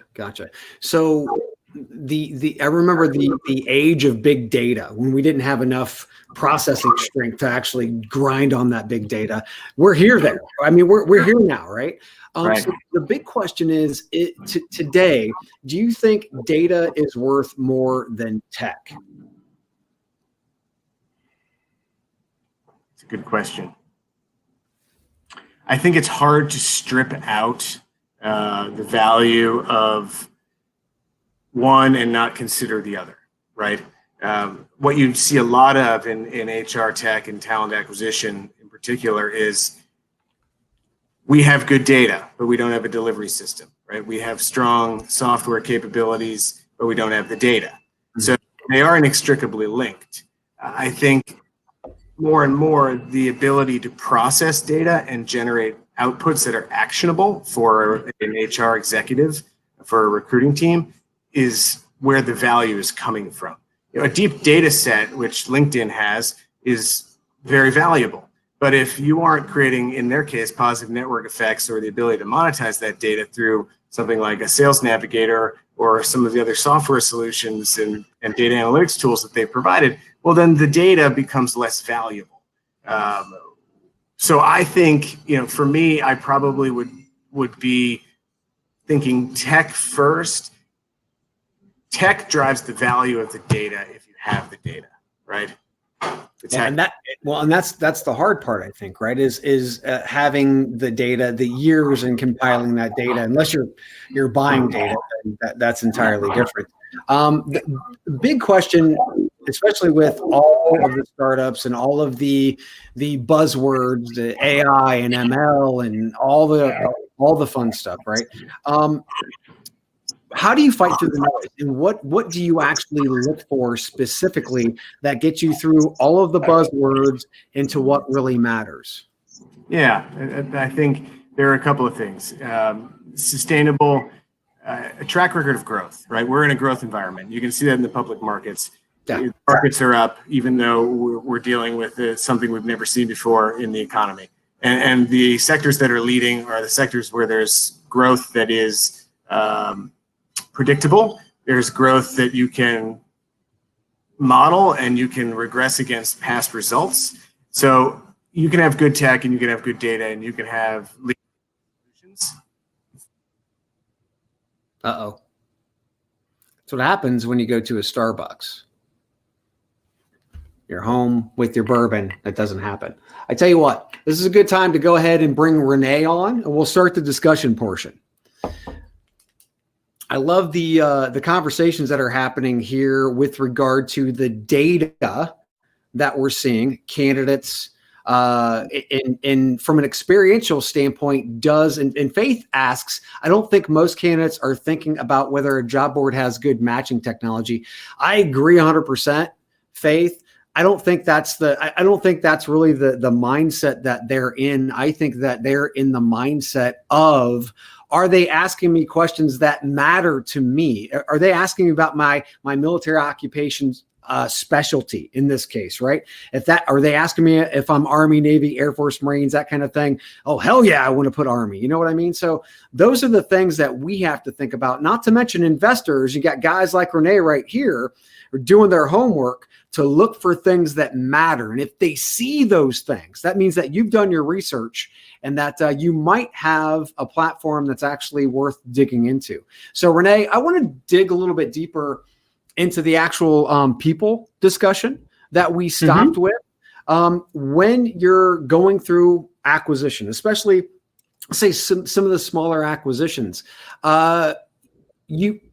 you had, what was it? One of your acquisitions, I think it was the automotive acquisition, that was about 15 people. And that was your larger acquisition, correct? Yes.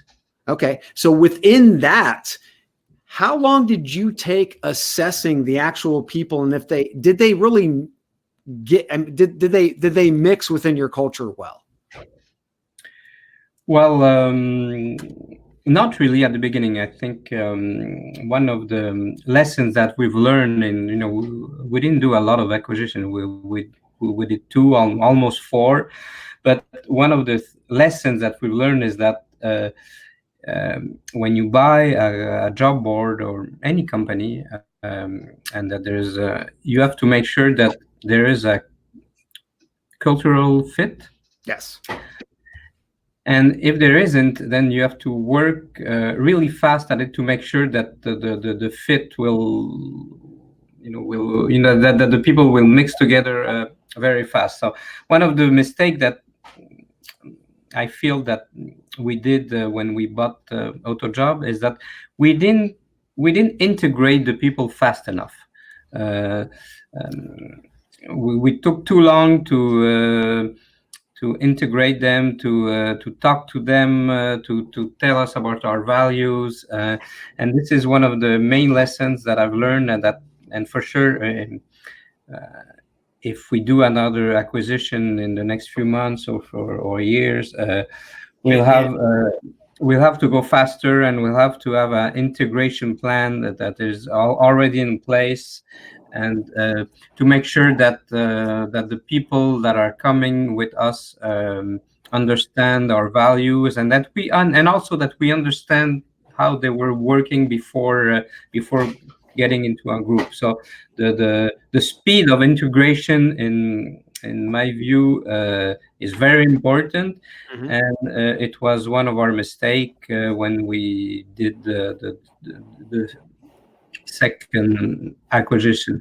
Now, saying this, when I say that people are very important, there's some people. I mean, in our biggest acquisition, a lot of people left. I mean, 2/3 of the people left, but the one that stayed are very valuable people, and they now have a very important position in our group. Gotcha. So Andrew, somewhat of a same question to you. When you're looking for, I mean, what's the actual strategy when you look at, it's not just tech, it's not just business model, it's the people that you could prospectively invest or look to acquire. What's the focus and what's the priority of people versus all those other items? That's a great question. I think we probably, compared to Colin or Renee, look at it a little bit differently, simply because what you're talking about is an ongoing business, and you're talking about either, and specifically if we're investing here, we're investing for a collective purpose to help that business. When you're, and possibly scale a different part of that in a different way. I think it's from a technology standpoint, it's really pretty easy. If you're buying a technology, I'd say more functionality that you did not have, people are pretty darn important, and understanding how they fit in, and a culture fit would be very important and is part of the discussion for us. I think when we're looking for portfolio and looking for ways to expand our business, I think fit is possibly even more important, but the people probably aren't as necessary. We have lots of good people already within our industry. We have lots of relationships. We work with 5,000 colleges and universities every year. We know who we don't reach, and unless we're going to hang out with a select few of 50 college and university presidents, which nobody is able to reach. I don't think if you're a generalist and you can claim you can reach people that we don't reach already within our market, we can go back to authenticity. It's kind of a non-starter for a conversation. If we can't reach them, you're not going to be able to reach them as a generalist. So when we're looking at the people conversation, I don't think we've had a conversation where, and more of the prolonged discussions where we thought about integrating them into us and doing what we do as an ongoing basis. It's been more that they would operate from that functionality and technology perspective, and we would be integrating that. So it would definitely not be a culture fit question or team integration question, kind of like Renee has. Okay, so for both of you, in today's landscape, there are so many partnerships that are happening. As a matter of fact, in some cases, job boards are actually run off of vendor platforms, right? Their focus might be more on revenue, drive of the portfolio, and the actual relationships that they're building with the businesses, not as much as the tech. How do you peel back all of that? Because there might be a core piece of tech that's there, but it's wrapped in a bunch of partnered technology. How do you get through that, and how much due diligence do you need to do to ensure that you know exactly what you're investing in or looking to prospectively acquire. Renee, go ahead. I'm not sure I understood your question, so maybe Andy can answer it. Sure. I think you have to let's separate kind of the due diligence you do to kind of evaluate the core business, and then more of the legal due diligence. Because I think when you bring those words in, I think particularly if we bring Colin back in, that's kind of a whole different meaning to it. Yeah. So I think I'm focusing more on the due diligence. How do you know what they are? I think you have to do a pretty thorough assessment of it, understanding where the revenue is coming from, where the traffic is, what the candidate acquisition cost is. I think the questions of platform and technology are extremely important as you go further down in the conversation, but you better darn well understand what you really have here.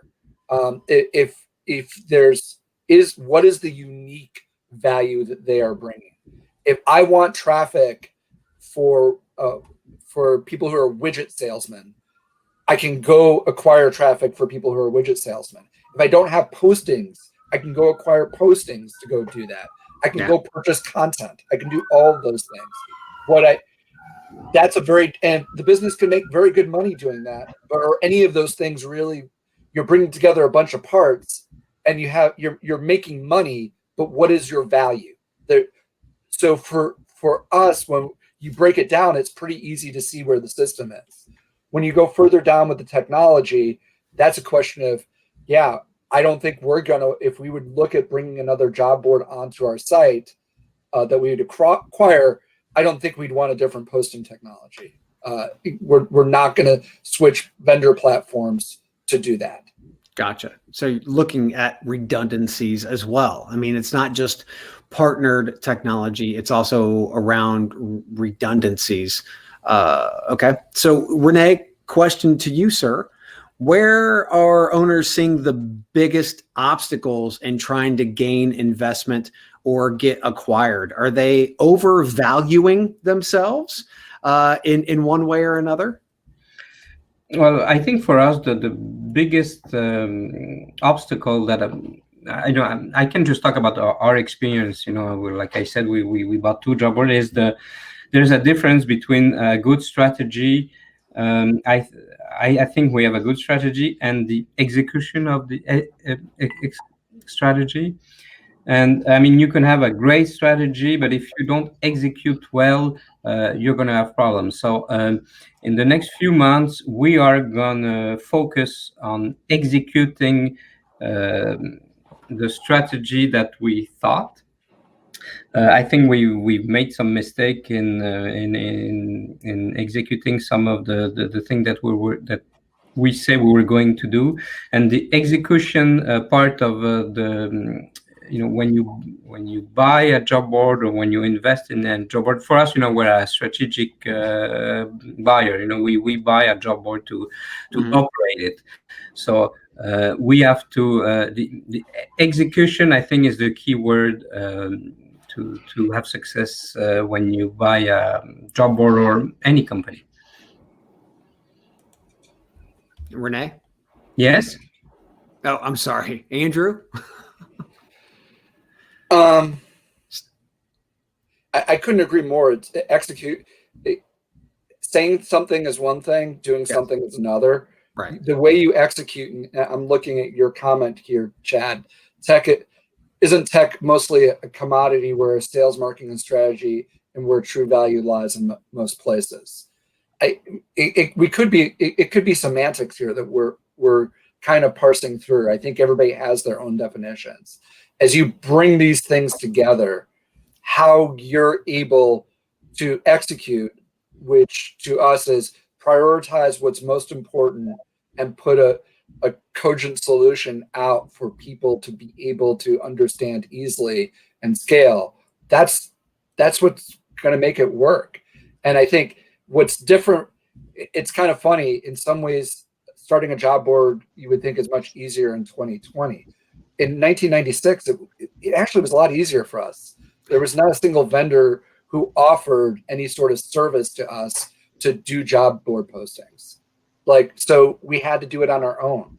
An email service, MailChimp didn't exist. So when you start making those decisions, there was not a lot of time spent on that for us. So that enabled us when we first started to make those decisions. And we always, I think from a execution standpoint, the more we simplify the questions for ourselves on the execution side, no matter what the task is, usually the answer becomes easier for us. Gotcha. So when it comes to, let's say, for instance, many of the people who are watching or will watch this, investment versus acquisition, what are you looking for in technology? What should an owner be really focused on in whether they're going investment to be able to grow versus just straight out to acquisition? What's really the key identifier for you guys? If I can, for me, I've made the decision a few years ago that we will never be able to compete against the big guys technologically. There's no way we can compete with LinkedIn or the big guys. So, like I said earlier in this conference, we prefer to invest in people and make sure that we have the right people at the right place and that we have the right talent, and we're gonna invest. And I think that the value that we're gonna add is with our people, not with our technology. With that said, obviously we need technology, but it's not our main focus. Gotcha. Well, looks like we're getting the hook here. Thanks, Renee, Andrew, Colin. We appreciate it. I don't have much left. I'm gonna have to get a top off here. Thank you so much, Louise. Yeah, thanks, Renee. Thanks so much, Louise. Job board doctor. Thank you for everybody who's taken the time to actually to listen to not just this segment, but all the other great segments and sessions that were happening. Thanks so much, Louise. Thank you, Jeff, Renee, Colin, and Andy. It was a really great session. We've had so many great comments, and I think we probably could have gone on for a long time, Chad. It's it's difficult to wrap it all up in an hour, isn't it? But and thank you. We definitely had the pro going there. So when we have a technical hitch, carried on with the entertainment, Chad. So I appreciate that. So sorry to leave you alone on that one, but no thanks again for getting involved, and we'll see you soon. As another plug for Chad, chadandcheese.com. You need to listen to the blog. All right, enjoy the bourbon. All right, I think Jeff's coming back on with me as well now at some point. So again, thank you everybody. Stephen and Faith, some fabulous comments. Thank you very much. Hope it has been worthwhile for everybody who's joined us the last 3 days. We've thoroughly enjoyed it. We've had some great speakers. A couple of little technical hitches, but not too bad. I'm not sure what's happening with my connection today. I think I'm probably a little bit fuzzy, I'm told. But Jeff's here. Thank you, Jeff. It's been a good 3 days. I want to point out 2 things. First of all, you notice that Chad started with a glass and ended up lifting the entire bottle. And I can promise you that you're less fuzzy right now than Chad is. So you're fine. Absolutely. All right. Well, thank you, everybody. Just a little reminder that I'll just quickly share my screen for the dates for you for the summit next year. We are going to be in San Diego in April. Sorry. There we go. Just get to my dates. We'll get there eventually. And I see, and Louise, I see people have been asking this off and on today. The videos of the whole conference will be posted at the Jobg8 website. In fact, I think the first day is already up there. So. Yeah, so there'll be, if you go to Jobg8.com, you can obviously find our contact information there if you want to talk to us. You can see all the dates, and as we build the agenda for April, you'll start to see the agenda for April in San Diego, and obviously in London. And yes, you'll see all of the webinars there available with the slides. So thank you, Jeff. Matt, just jump on quickly. I just want to say a big thank you to Matt. Actually, Let me close my share it, screen sharing. A big thank you to Matt, because Matt's been behind the scenes clicking and bringing everybody in and out, and he's done an amazing job. So thank you, Matt. I know lots of people already know Matt, but he is there, and he has been hiding away, but working very hard for us. So thank you all for Hopefully joining the us. production Thanks, value was Eva, high enough. It was very good. All right. Thanks, everybody, and have a pleasant evening. Goodbye. Everyone, thank you.